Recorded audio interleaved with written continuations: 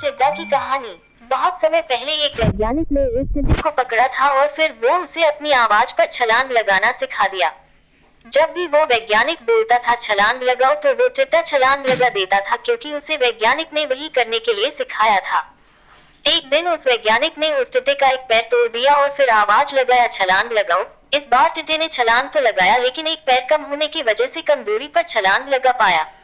अब की बार उस वैज्ञानिक ने उस टिड्डे का दूसरा पैर तोड़ दिया और फिर बोला छलांग लगाओ। इस बार टिड्डे ने और भी कम दूरी पर छलांग लगाया, क्योंकि उसका दो पैर टूट चुका था। ऐसे करके उस वैज्ञानिक ने उस टिड्डे का तीसरा पैर, फिर चौथा पैर और फिर ऐसे करके सभी पैर तोड़ दिए और फिर बोला छलांग लगाओ। लेकिन एक भी पांव ना होने की वजह से वो टिड्डा कूदना तो दूर की बात है, हिल भी नहीं पाया। अब उस वैज्ञानिक ने इस घटना का निष्कर्ष अपना डायरी में लिखना शुरू किया और फिर उसने ये लिखा कि जब टिड्डे की एक टांग तोड़ी गई तो वो थोड़ा बहरा हो गया, फिर दूसरा तोड़ा गया तो और ज्यादा बहरा हो गया, और ऐसे करके सभी टांग टूटने पर टिड्डा बिल्कुल ही बहरा हो गया, क्योंकि अब तो चिल्लाने पर भी वो हिल नहीं पा रहा है। लेकिन ये बात तो सभी समझ सकते हैं कि टिड्डे का टांग टूटने की वजह से वो छलांग नहीं लगा पा रहा था, ना कि बहरा होने की वजह से।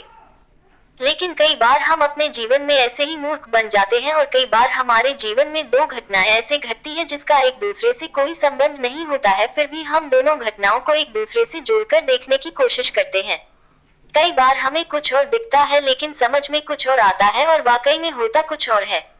सिख, अगर हमें अपने जीवन में पछतावा से बचना है तो कभी भी जल्दबाजी में कोई निर्णय नहीं लेना चाहिए, बल्कि निर्णय लेने से पहले अच्छी तरह से सोच विचार कर लेना चाहिए।